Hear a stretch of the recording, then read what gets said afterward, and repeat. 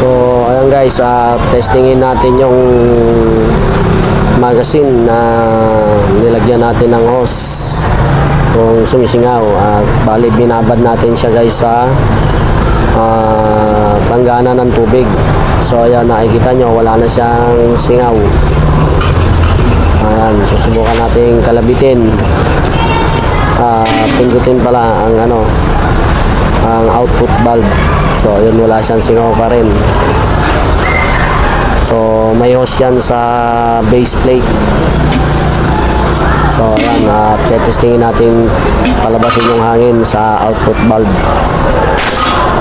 So ayun, okay, kita nyo guys. So ayan,